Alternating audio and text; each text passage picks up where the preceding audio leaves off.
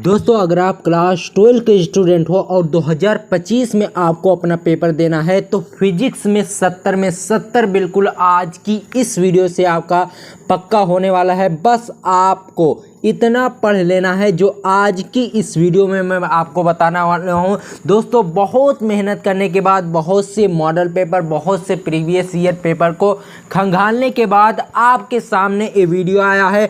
Video को पूरा देख लेना जो आज की इस वीडियो में मैं आपको बताने जा रहा हूँ। बस इतना पढ़ लो, 70 में 70 नंबर आपका बिल्कुल पक्का हो जाएगा। इसकी 100% गारंटी है। लेकिन दोस्तों आपको पढ़ना पड़ेगा जो आज की इस वीडियो में मैं आपको बताने वाला हूं। चलिए बिना समय गवाते हुए हम आज की इस वीडियो को शुरू करते हैं। दोस्तों सबसे पहला जो टॉपिक आपको तैयार करना है, कूलाम का नियम। हर साल आपके बोर्ड एग्जाम में पूछा ही जाता है 1 से 2 नंबर में, ज़्यादा नहीं पूछा जाता, 1 से 2 नंबर में ये पूछा जाता है। कूलाम का नियम बहुत ही सिंपल होता है, ठीक है। और देखो उसके बाद आपको तैयार कर लेना है विद्युत क्षेत्र की तीव्रता। ये भी बोर्ड एग्जाम की दृष्टि से बहुत ज़्यादा इंपॉर्टेंट है, विद्युत क्षेत्र की तीव्रता। उसके बाद अगला टॉपिक है दोस्तों विद्युत बल रेखाएं। ये भी आपके बोर्ड एग्जाम की दृष्टि से बहुत ज़्यादा इंपॉर्टेंट है, विद्युत बल रेखाएं, ठीक है। उसके बाद देखिए बिंदु आवेश के कारण किसी बिंदु पर विद्युत क्षेत्र की तीव्रता का व्यंजक। 5 नंबर में आपसे एक निगमन पूछा जा सकता है, तो इसको आपको तैयार कर लेना है। क्या पूछा गया दोस्तों? बिंदु आवेश के कारण किसी बिंदु पर विद्युत क्षेत्र की तीव्रता का व्यंजक आपको प्राप्त करना होगा। बात समझ रहे हो, ठीक है। अब देखो अगला टॉपिक है दोस्तों विद्युत द्विध्रुव के कारण, ठीक है। विद्युत द्विध्रुव के कारण अक्षीय स्थिति में विद्युत क्षेत्र की तीव्रता। ये दोनों जो हैं ये आपके निगमन हैं। इनके अगर आप तैयार कर लेते हैं तो बोर्ड एग्जाम की दृष्टि से बहुत ही ज़्यादा इंपॉर्टेंट है। इसे आपको तैयार करके ही जाना है, ठीक है। अब चलिए देखते हैं आगे कौन सा टॉपिक आपको तैयार करना है। अगला टॉपिक दोस्तों बहुत ज़्यादा इंपॉर्टेंट है, विद्युत द्विध्रुव की निरक्षीय स्थिति रेखा पर स्थित बिंदु आवेश पर विद्युत क्षेत्र की तीव्रता। बहुत ही ज़्यादा इंपॉर्टेंट है। और देखिए दोस्तों गॉस की प्रमेय, सबसे ज़्यादा मोस्ट इंपॉर्टेंट क्वेश्चन गॉस की प्रमेय, ठीक है। इसको आपको तैयार कर लेना है। अब दोस्तों अगला टॉपिक है, आप देख सकते हैं अनंत विस्तार की, ठीक है। अनंत विस्तार की समरूप कुचालक चादर के कारण विद्युत क्षेत्र की तीव्रता बहुत ही ज़्यादा इंपॉर्टेंट है। इसको आपको तैयार कर लेना है। अनंत विस्तार की समरूप कुचालक चादर के कारण विद्युत क्षेत्र की तीव्रता। और सबसे ज़्यादा इंपॉर्टेंट क्वेश्चन 3 नंबर में पूछा जाता है लगभग हर साल, विद्युत विभव तथा विभवांतर, ठीक है। विद्युत विभव क्या है और विभवांतर क्या है, इसमें अंतर भी आपसे पूछा जाता है, तो इसे तैयार कर लेना, ठीक है। अगला टॉपिक है दोस्तों चालक की धारिता। इसको भी तैयार कर लेना है, बहुत ज़्यादा इंपॉर्टेंट है चालक की धारिता, ठीक है। अब देखिए आगे लिए चलते हैं आपको संधारित्र। ये भी आपके बोर्ड एग्जाम की दृष्टि से बहुत ज़्यादा इंपॉर्टेंट है। संधारित्र क्या होता है इसको खूब अच्छे तरीके से आपको पढ़ लेना है। फिर संधारित्रों का संयोजन, यानी संधारित्र कितने प्रकार के हैं इनका संयोजन भी आपको पढ़ लेना है। और देखो विद्युत धारा क्या होती है इसको भी आपको पढ़ लेना है, बहुत ज़्यादा इंपॉर्टेंट है। और ओम का नियम, ये भी आपके बोर्ड एग्जाम की दृष्टि से सबसे ज़्यादा इंपॉर्टेंट है। ओम का नियम, इसे आपको तैयार कर लेना है, ठीक है। और आगे देखिए विशिष्ट प्रतिरोध अथवा चालकता क्या है, इसको भी आपको खूब अच्छे तरीके से पढ़ लेना है। विशिष्ट प्रतिरोध और या फिर चालकता, इसको आपको पढ़ लेना है, बहुत ज़्यादा इंपॉर्टेंट है। और देखिए विद्युत प्रतिरोध क्या होता है इसको भी आपको पढ़ लेना है। 1 से 2 नंबर में इसकी परिभाषा आपसे पूछी जाती है। विद्युत प्रतिरोध से आप क्या समझते हो, कुछ इस तरीके से आपसे क्वेश्चन किया जाएगा, ठीक है। चलिए आगे देखते हैं। अगला टॉपिक जो कि दोस्तों बहुत ज़्यादा इंपॉर्टेंट है, किरचॉफ का नियम। वेरी मोस्ट इंपॉर्टेंट क्वेश्चन इसको हम लोग कह सकते हैं, किरचॉफ का नियम। और देखिए बायो सेवर्ट का नियम, ये भी आपके बोर्ड एग्जाम की दृष्टि से बहुत ज़्यादा इंपॉर्टेंट है, बायो सेवर्ट का नियम, ठीक है। और देखिए एम्पियर का परिपथीय नियम, ये भी बोर्ड एग्जाम की दृष्टि से very very most important question है, एम्पियर का परिपथीय नियम, ठीक है। और देखिए चुंबकीय क्षेत्र, मैग्नेटिक फील्ड, ये भी आपके बोर्ड एग्जाम की दृष्टि से बहुत ज़्यादा इंपॉर्टेंट है, चुंबकीय क्षेत्र। और देखिए दिक्पात कोण, ये भी आपके बोर्ड एग्जाम की दृष्टि से बहुत ज़्यादा इंपॉर्टेंट है, इसको आपको तैयार कर लेना है, 2 नंबर में आपसे पूछा जाता है दिक्पात कोण, ठीक है। और देखिए चुंबकीय फ्लक्स, ये भी आपके बोर्ड एग्जाम की दृष्टि से बहुत ज़्यादा इंपॉर्टेंट है, चुंबकीय फ्लक्स, इसको आपको तैयार कर लेना है, लगभग हर साल आपके बोर्ड एग्जाम में पूछा जाता है, ठीक है। और देखो फैराडे के चुंबकीय क्षेत्र के नियम, यानी फैराडे के जो चुंबकीय क्षेत्र के नियम है उनको बाबू आपको पढ़ लेना है, हर साल आपके बोर्ड एग्जामों में पूछा जाता है।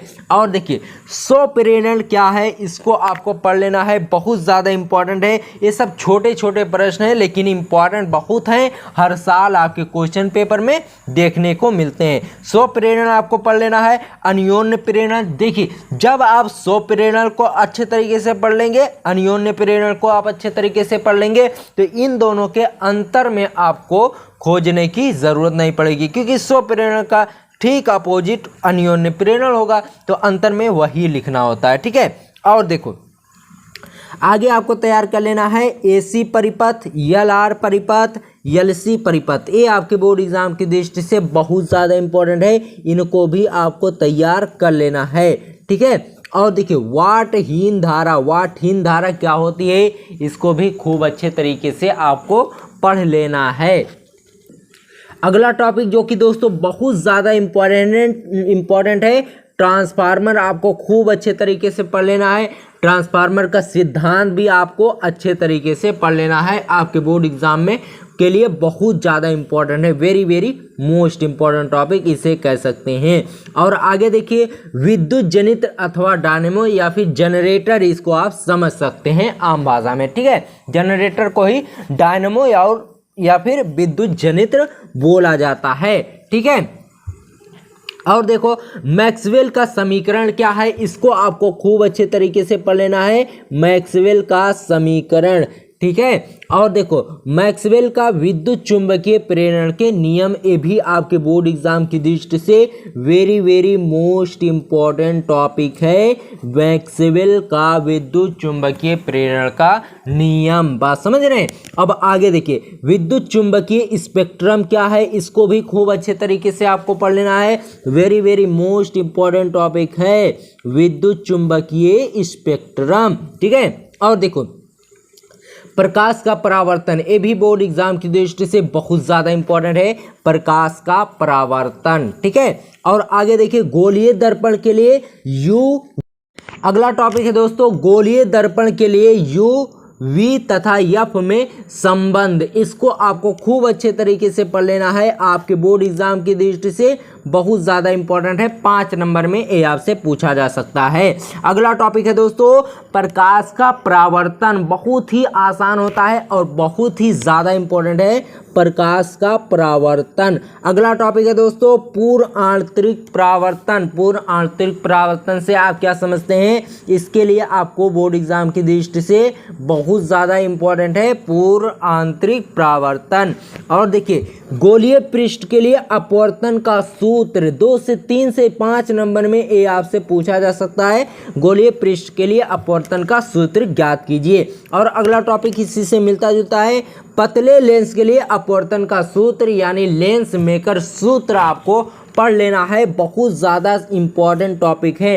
ये जितने भी टॉपिक्स आज की इस वीडियो में दोस्तों मैं आपको बता रहा हूँ, ये सब बोर्ड एग्जाम की दृष्टि से बहुत ज़्यादा इंपॉर्टेंट है।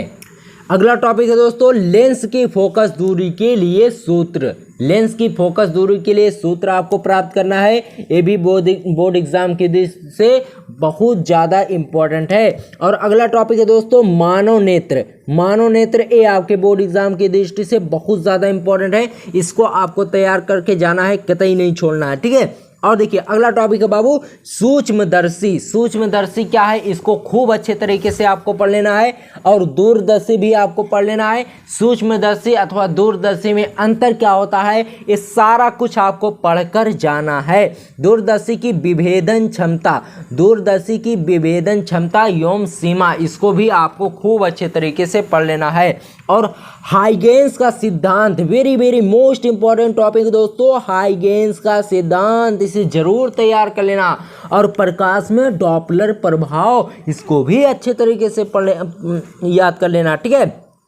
और देखिए व्यतिकरण आपको पढ़ लेना है। और एक टॉपिक होता है विवर्तन, व्यतिकरण अथवा विवर्तन में अंतर, ये आपके बोर्ड एग्जाम की दृष्टि से very very most important topic हैं, ठीक है। और आगे देखिए प्रकाश तरंगों का व्यतिकरण, यंग का प्रयोग, ये आपके बोर्ड एग्जाम की दृष्टि से very very most important topic है। अब देखिए दोस्तों अगला सबसे ज़्यादा इंपॉर्टेंट टॉपिक आता है फ्रिंज चौड़ाई के लिए व्यंजक प्राप्त करिए, बहुत ही ज़्यादा इंपॉर्टेंट। और देखिए उसके बाद है दोस्तों इसी से एक मिलता जुलता एक और इंपॉर्टेंट टॉपिक है प्रकाश विवर्तन, ठीक है। ये सब very very most important topic है जो मैं आपको बता रहा हूँ। और देखिए कार्यफलन, ये भी आपके बोर्ड एग्जाम की दृष्टि से बहुत ज़्यादा इंपॉर्टेंट है। अगला महत्वपूर्ण टॉपिक आता है दोस्तों प्रकाश का विद्युत प्रभाव, ये आपके बोर्ड एग्जाम के लिए बहुत ही ज़्यादा महत्वपूर्ण है, इसे आपको तैयार कर लेना है, ठीक है। और आगे देखिए प्रकाश विद्युत का उत्सर्जन के नियम, यानी प्रकाश विद्युत उत्सर्जन का जो नियम है उसको बाबू खूब अच्छे तरीके से पढ़ लेना है, मोस्ट इंपॉर्टेंट टॉपिक है आपके लिए, ठीक है। आइंस्टीन का विद्युत समीकरण, सबसे ज्यादा मोस्ट इंपॉर्टेंट टॉपिक आइंस्टीन का प्रकाश विद्युत समीकरण। और देखिए रदरफोर्ड का कण प्रकीर्णन प्रयोग, जिसे आप कह सकते हैं परमाणु की खोज, ठीक है। और देखिए रदरफोर्ड का परमाणु मॉडल, ठीक है।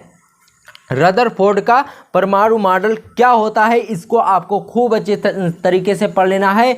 और हाइड्रोजन परमाणु का बोर मॉडल, हाइड्रोजन जो परमाणु होता है उसका बोर एक वैज्ञानिक का नाम है, ठीक है। जो मॉडल उन्होंने प्रस्तुत किया उस मॉडल को आपको अच्छे तरीके से पढ़ लेना है। और हाइड्रोजन स्पेक्ट्रम, सबसे ज़्यादा most important topic hydrogen spectrum. और सबसे ज़्यादा मोस्ट इंपॉर्टेंट टॉपिक आता है नाभिकीय बल और अर्ध आयु, इस सब को खूब अच्छे तरीके से पढ़ लेना है।